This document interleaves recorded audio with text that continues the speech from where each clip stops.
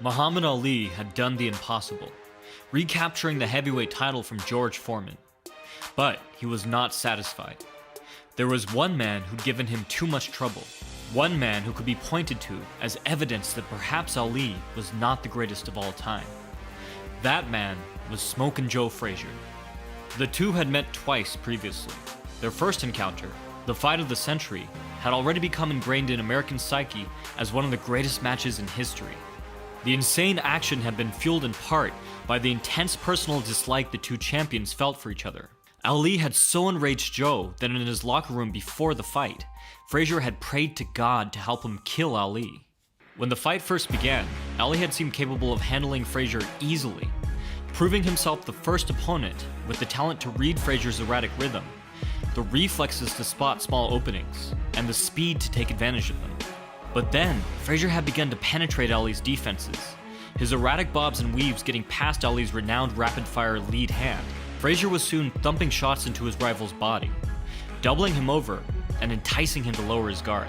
The result was a back-and-forth battle for the ages. But the way Frazier leaped into his lead hook let him rapidly cover an incredible amount of distance, and it was Ali who had tasted the canvas, cementing Frazier's triumph and destroying any and all doubt about who was the real heavyweight champion of the world. The two would meet again only a few years later. Circumstances had changed, and both were now top contenders, fighting for a chance to take their title back from George Foreman. The two men's intense dislike for each other was again showcased on national television a few days before the bout, when a real fight broke out between them on the set of a talk show. For their second fight, Ali had planned numerous ways to negate Frazier's aggressive style. He stopped short to lead him into flurries, kept his elbows in tight when clinching so Frazier could not pummel his hands through, and used Frazier's head movement against him, using one punch to lead Frazier into another. But Frazier began to time and counter Ali's uppercuts, a punch that had been a major boon to him just a few rounds prior. Ali had been forced to push Frazier back and fight him toe-to-toe in the center of the ring, moving towards Frazier's hook to cut angles and stay center. Ali stole the later rounds, turning the fight around and avenging his loss. Leading up to the fight, Ali continued his old shenanigans, holding up a gorilla meant to represent Frazier and proclaiming, "It'll be a killa, a chilla, a thrilla when I get the gorilla in Manila." As always, Frazier was not amused. To quote the man himself, "I still despised him for trying to misrepresent me to the public. No one gave his heart and soul to the sport as I did. This was a nasty, envious, mean-spirited egomaniac who still couldn't stand the fact that in the biggest fight of his life, I'd put him on his ass." No one could have suspected that this fight would surpass the other two, becoming the only one of their three encounters where one fighter did not make it to the final round. The night came, and both men stood squared up in the center of the ring for the third time. Ali yelled threats at his rival, wide-eyed. Joe simply retorted, "I'm gonna kill you, Clay. You're dead." Ali's corner was managed by the legendary coach Angelo Dundee. His opposite for this fight was Eddie Futch, considered by many to be the greatest coach who ever lived. The bell rang. Ali planted himself in the center of the ring, squared up, flat-footed, hands high. True to his word, he let his fists fly early, looking to knock Frazier out in the first round. Despite all of his talk, no one had predicted that Ali would actually come out so aggressively. It was like the two had picked up where they'd left off in their first fight, almost as if this were simply the next round. Although Ali was being reckless opening up so quickly against Joe Frazier, there was a method to his madness. Frazier was known to be a bad starter. His style required time to read his opponent's tempo and get into a groove. Only then could he slip and weave his way inside to crowd and counter. Ali looked to take advantage of Frazier before he had time to figure him out, so he set a furious pace and threw his hardest shots from the opening bell. Frazier's plan was to rush Ali and hurry him into making a mistake. He bobbed down low and presented himself as an easy target, looking to draw and counter, his hands fluidly switching from high guard to cross guard. Futch's plan for Frazier was to have him once again counter Ali's unorthodox, open uppercuts. He waded into Ali's punches, crouching low before exploding into his blows. But unfortunately for Frazier, Ali was not throwing uppercuts, a punch known for being the most defensive strike in a boxer's toolkit. Ali was all offense. Eventually, Frazier tempted fate one too many times. It was not an uppercut, but a tight hook that slammed into Frazier as he charged in, stunning him. When Ali saw his unshakable, unstoppable rival wobbled in the first round, he went ballistic, unloading everything he had. But Frazier was made of tougher stuff, and got into Ali's rhythm just in time, weaving in between his attacks and pressing forward to put Ali on his back foot. Frazier walked to his corner having lost the first round, but with far better chances of winning the fight for having gotten past it. The second quickly arrived. Only a few seconds in, something happened that would drastically change the course of the fight. Ali grabbed the back of Frazier's neck, looking to reserve his energy early so he could later explode into action. But the referee, who had received a talking from Frazier's coach about this exact scenario, pulled Ali's hand away. When Ali tried the tactic again a moment later, the referee once more warned Ali, astonishing him by putting his own hand over Ali's neck to make sure he got the point. Ali was quickly forced to change tactics. He now looked to slow Frazier's pursuit by employing an extended guard. Holding his lead hand in front of Frazier's eyes, Ali tracked his head movement, steering him off course and blocking his vision. If Ali could not smother Frazier's attacks at close range, then it was best to not let him get close at all. Ali, a master boxer, expertly led Frazier into his punches.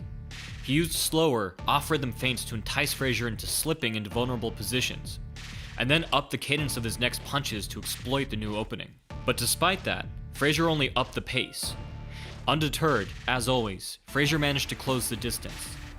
Ali's extended guard left his stomach and ribs wide open, and this was a major vulnerability against Joe Frazier.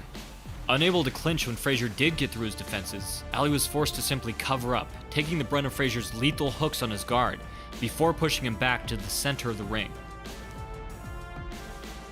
The bell sounded the end of the round. Annoyed at Frazier's relentless aggression even after having taken several high-impact blows, Ali yelled, "You dumb chump you," as Frazier walked away. Frazier waved him off dismissively. Ali, still believing an early knockout to be a certainty, blew kisses to the crowd in between rounds. At the start of the third, he made the few punches Frazier had landed in the second appear to be pure luck. He now paired his tight guard with his extended lead hand, mixing in his offbeat jab to set up harder shots. But Frazier, who Angelo Dundee referred to as an Energizer Bunny in boxing trunks, shrugged off Ali's punches as if they were nothing and marched forward, closer and closer. Ali was catching Frazier with the same tight hooks that had rocked him in the first, but Frazier didn't seem to notice he was getting hit. Ali's feints were still setting up several solid shots, but Frazier was now just simply taking them and returning one of his own. It was becoming more and more dangerous for Ali as Frazier got into his groove. All out of room, Ali shelled up in the corner. He invited Frazier to unload on his guard, pushed him away, and then, just as he had against George Foreman, called him back. According to the referee, Ali was reciting derogatory poetry for Frazier as he wailed on him, as if he were trying to win a boxing match and a rap battle all at the same time. Ali's hope was that he could incite Frazier into throwing wide, unfocused, sloppy punches that he could then deflect, smother, and throw off course, just as he had done with George Foreman. But as Frazier put it, was no dope he was gonna rope this time. Sit on the ropes and he was gonna pay. I hit the chump whenever and wherever, the way Rocky Marciano used to do to guys. Arms, ribs, whatever was exposed, I beat on it. While it may have looked as though Ali was simply brushing aside Frazier's blows to the spectators in the crowd, each punch Ali absorbed required pinpoint accuracy and timing to deflect the impact and keep his guard intact. Frazier knew that Ali was bluffing and would be incapable of such a feat in just a few short rounds. After a minute on the ropes, Ali suddenly opened up, throwing a flurry of 6 punches in under a second. Frazier blocked or weaved around each one of them, then countered Ali's next attempt. Ali tried again, this time missing 5 in a row, but now was Ali's chance to show his resilience, throwing a 4th blinding fast flurry. Again Ali missed, and again Frazier countered. Now Ali threw for a 5th time. Joe returned fire, but Ali rode the hook back, sidestepped off angle, and finally caught Frazier with 2 thudding rear hands. Frazier charged forward, looking to pay Ali back, and then some. But unlike Frazier, Ali could fight just as well moving backwards as forwards. He rebounded off his back foot, catching Frazier with a chopping right and landing flush with the long lead hook. Not to be outdone, Frazier gave chase, catching Ali with the best punch he'd landed so far. Ali tried to play it off, wobbling his legs dramatically, but the reality was, he'd been shook. It was only the third round. The Thrilla in Manila was beginning to surpass the two epic fights that came before it. Now, going into the fourth, each man had already been badly shook by the other. With any other pair of fighters, this may have made them more cautious, more calculating. The round began with the same fire and fury as the last had ended. Frazier crowded Ali, weaved under his attacks, and landed a solid shot of his own. But Ali gave it less thought than a mosquito, continuing to throw and ducking underneath Frazier's return fire to escape the ropes. He knocked Frazier off balance as he pivoted away, and then caught him from the side with a sneaky, jarring right. The punch seemed to set the tone of the round, which proved overwhelmingly favorable for Ali. He led with crosses, pounding them into Frazier's skull.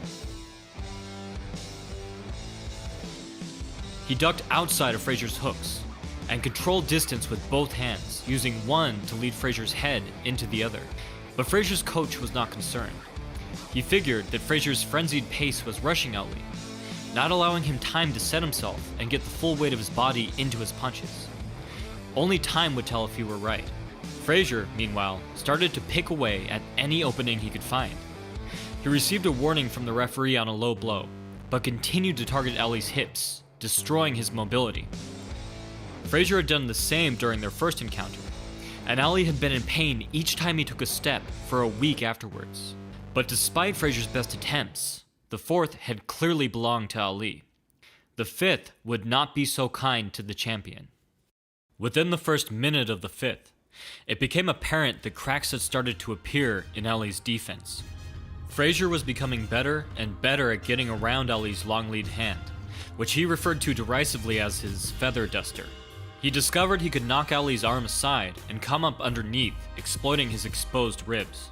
Now he began to dismantle Ali's high guard as well, jabbing high to provoke Ali to raise his hands, and then sinking in a deep shot that tore into his ribs. Inch by inch, Frazier moved in closer with each exchange. As Frazier himself put it, "I began to rev the engine. In taking on Clay, you have to crowd him and accelerate the tempo, not let him work at the pace he wants.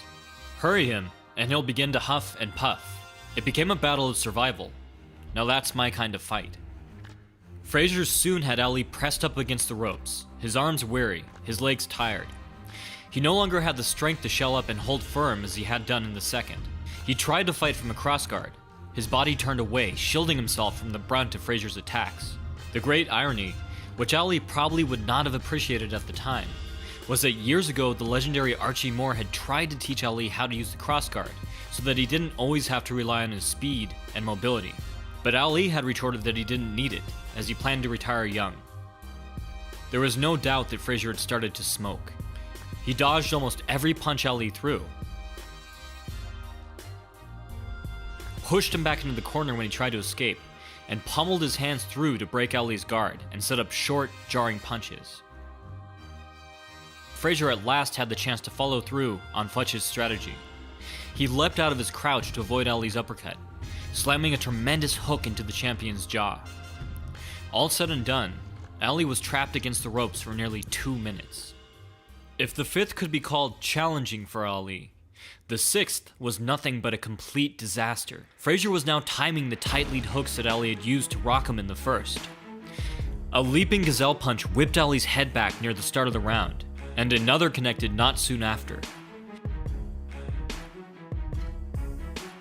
He chased Ali from corner to corner, short body shots tenderizing his ribs and hips. But while Ali may not have had the best guard, his head movement was still otherworldly. A well-timed turn of his head was often all that saved him from fight-ending punches. Although it was bad, Ali wasn't out of the fight yet. Halfway through the round, he caught Frazier with another tight lead hook that sent his mouthpiece flying across the ring. The announcers mistakenly thought the mouthpiece had been Ali's, and Frazier, all too happy to go along with the story, later bragged about knocking Ali's mouthpiece across the ring in his autobiography. But all said and done, he may as well have. As Ali walked back to his corner, all thoughts of an easy fight and early knockout had vanished from his mind. Now, it was about survival. In the corner, Dundee berated Ali, telling him, "We blew those rounds. You don't rest on the ropes against Joe Frazier." Ali knew he was right. He was in this for the long haul, and if he wanted to win, he needed to even up the rounds. He decided it was time to pay Frazier back. Ali danced and kept dancing, skipping, cross-stepping, and pivoting across the ring, his legendary jab whipping out like a snake.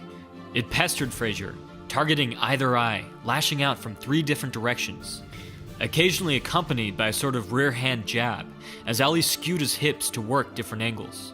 Most importantly, it set up Ali's stronger punches. But Ali could not dance forever. For all the punches Frazier had taken, punches that had knocked out far bigger, stronger men, he was somehow coming faster than ever. Ali was forced to rest on the ropes more and more often in the last minute of the round. Unable to clinch, he took a multitude of tremendous blows. As he walked back to the corner, he knew that he did not have enough left to dance the next time the bell called him out to fight. For the last round, Ali had flown across the ring, but now Frazier had clipped the butterfly's wings. But if Ali could no longer float like a butterfly, he could still sting like a bee. In the 8th, unable to dance, unable to clinch, Ali instead stood his ground and went toe-to-toe with Smokin' Joe Frazier. The result was one of the most brutal rounds in the history of combat sports. Ali landed early and often, barely bothering to set up his shots. This was not intelligent boxing. This was target practice. Frazier was taking 2 or 3 shots to land one big one, a strategy that had served him well before. But these were not the light, stinging shots that Frazier had become accustomed to taking from Ali. Ali set himself low, rounded his center, and loaded his punches with the full force of his body. Becoming frustrated, Frazier threw a tremendous hook, but Ali pulled back, and now Frazier had thrown his body out of position. Ali took full advantage of the situation. But then, midway through the round, it became apparent that Ali had given all he had to give. He had punched himself out, and now his arms were just as tired as his legs. Frazier spent the remainder of the round destroying Ali's body, persuading Ali to lower his guard so he could target his head.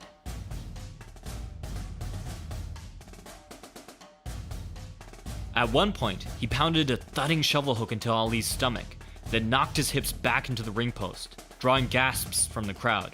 Ali was happy to leave the 8th behind him. It was unclear to many how either man had remained standing. In the corner, Ali's ring doctor was wondering the same thing. Ali thought he was dying, he would later recall. He was at the ends of exhaustion. He was having trouble staying awake between rounds. This time, Ali would not be so quick to recover. He spent the majority of the next 2 rounds in sluggish retreat, most of his punches sailing harmlessly over Frazier's head. Although he landed well occasionally, Ali mostly spent his time dancing from corner to corner before languishing on the ropes, throwing little, clinching when he had the chance, and covering up the best he could. A small respite for Ali was that Frazier had now started to let his emotions get the best of him, and was wasting shots hunting Ali's head while he still had an upright posture. Had Frazier stuck to Futch's plan and battered his arms, the champion may have lost his ability to punch as well as dance. Still, while it could have been worse for Ali, the situation was far from ideal. By the end of the 10th, Frazier had evened up the fight. Ali decided it was time to test his legs. He came out dancing. Frazier quickly caught his prey, driving a hard hook into Ali's chest and shoving him into the ropes. But Ali turned Frazier, and now it was Joe against the ropes. For the first time in the fight, Frazier stopped moving forward. He stood there, bobbing and weaving to stay safe. Frazier broke the stalemate with a leaping left hand, but his pursuit now came in increments. Frazier would later explain, "For me, this night was a tiring one, given how damn hot it was in the arena. 110 degrees, they said. When I'd suck in air, it was like walking into an oven." Frazier swatted a lazy right hand at Ali near the corner, and Ali repaid him with a left hook off a tight cross, jerking Frazier's head around. The punch seemed to finally wake Frazier. Frazier upped the pace, and now it was Ali who dramatically slowed, taking a shearing uppercut as he tried to clinch, and then 3 solid blows to the body just a few seconds later. Ali stayed in the corner for a full minute, Frazier beating on him with either hand, doubling up on hooks to the body and head. It seemed that Ali's rally had been short-lived, the last gasp of a dying man. But according to Ali, his time on the ropes in the 11th was painful, but necessary. He would later explain his behavior in the round. A man who rides a horse and starts off too fast is going to have his horse tired before the race is over. You gotta know when to speed up, when to coast, and when to rest. While Ali was able to pull away from many headshots, he was allowing his body to be used as a punching bag. It was a completely reckless strategy, but it paid off. With under a minute left, Ali, his strength returned, grabbed onto Frazier and pulled him to the center of the ring. Startled, Frazier tried to grab onto the ropes, but the ref helped to rip his hand away. The two men now stood in the center and threw, Ali paying back the beating he'd received on the ropes tenfold. It was now Frazier who ended the round with his back against the ropes. Dundee, watching from the corner, noticed how easy it had been for Ali to move Frazier around. He wondered just how much strength he had left. To make matters worse for Frazier, his eyes were beginning to swell from all the punishment he'd taken throughout the fight. In the 12th, he looked to pay Ali back. Gritting his teeth against 3 hard blows, he managed to press the champion up against the ropes and unload on him almost immediately. But Frazier had finally slowed enough for Ali to get in his rhythm, landing 8 out of 9 blazing fast punches before deflecting Frazier's return fire. Frazier had kept up a breakneck pace for the last 12 rounds. He was like a marathon runner, maintaining a steady pace for miles, but gradually weakening. Ali was more like a sprinter, taking long breaks between activity and then unleashing all the power he had saved up in short, powerful bursts. There were upsides and downsides to both strategies. Ali was under constant pressure and taking consistent punishment. But, unlike Frazier, he was able to store up strength and pick his spots. And so, Frazier had softened enough by the 12th for Ali to push him away, if only momentarily. He only had a moment before Frazier reclosed the distance and filled the gap. But a moment was enough.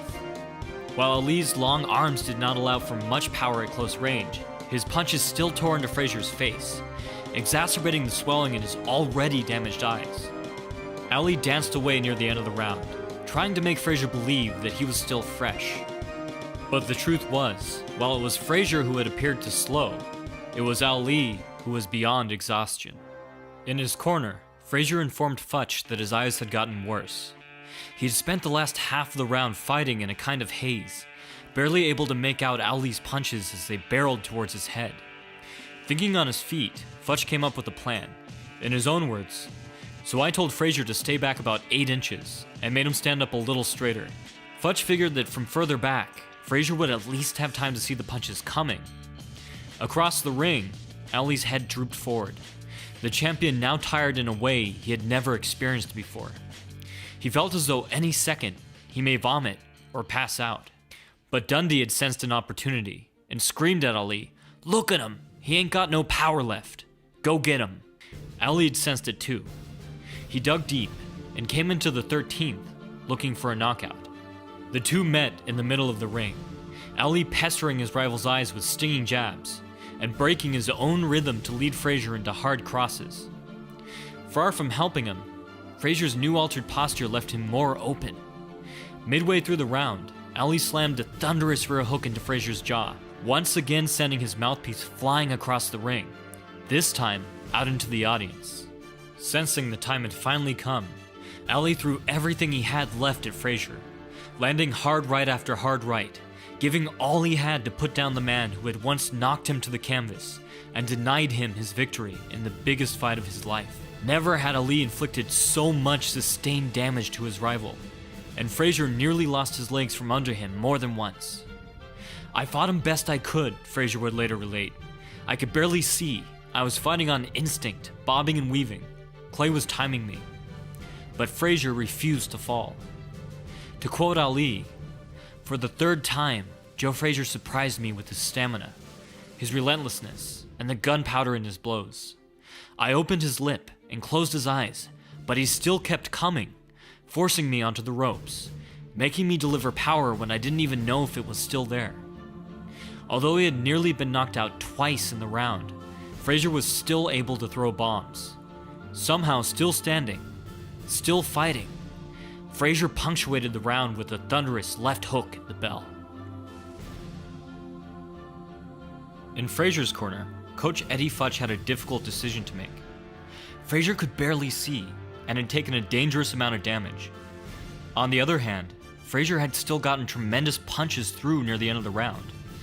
Futch, one of the most perceptive coaches in combat sports, suspected that Ali was close to done. More than anything, he knew how much defeating Ali meant to Joe. He decided to give Frazier one last round to get the job done. In fact, he was right. Ali, already past his known limits in the 13th, was in uncharted territory. Even he did not know how much he had left to give. But in the 14th, he gave it all. The bell called both out to face each other for the last time. The two circled, dead tired, the look of a wounded animal in the eyes of both. 3 fights, 41 rounds, 2 championships, and 5 years had brought them here. They had tested each other in every way possible, only to find that even now, their skill, physicality, and willpower were nearly even. Their bodies failing, their will driving them on, the fight balanced on a razor's edge. But then, just as it seemed as if both men had spent everything they had, somehow, Ali came to life. He threw one last furious assault, throwing punches as if he'd just come out for the first.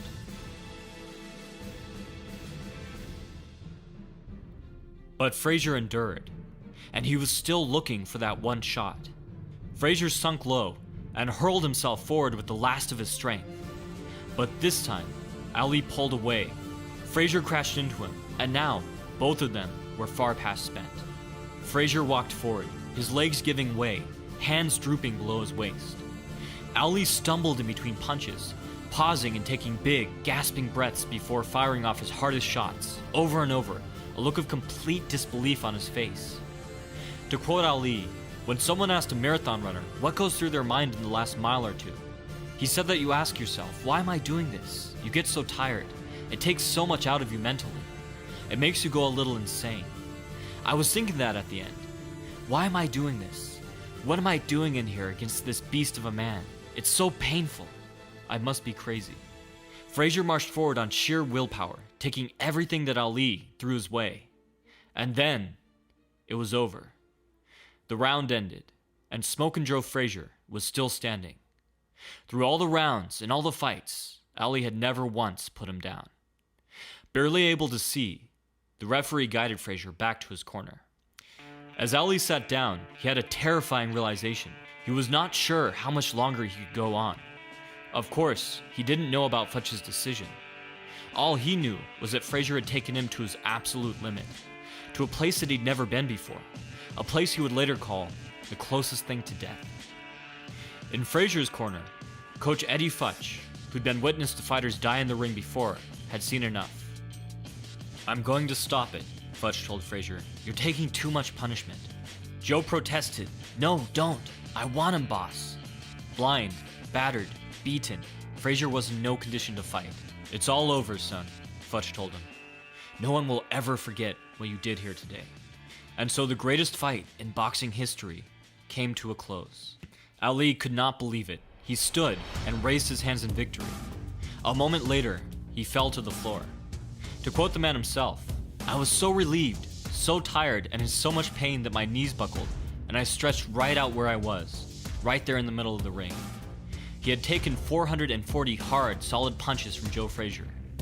Many throughout the years have romanticized the so-called lost round, wondering what would have happened if Frazier had been allowed to come out for the 15th. But the truth is, both men had already given what they had to give. Both had left a piece of themselves in that ring, and for each, it was a piece that they would never fully get back. Perhaps Ali said it best. "We went to Manila as champions, Joe and me, and we came back as old men."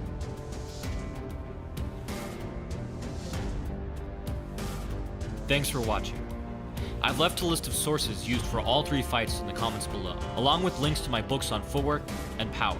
From the Modern Martial Artist, this has been David Christian, wishing you happy training.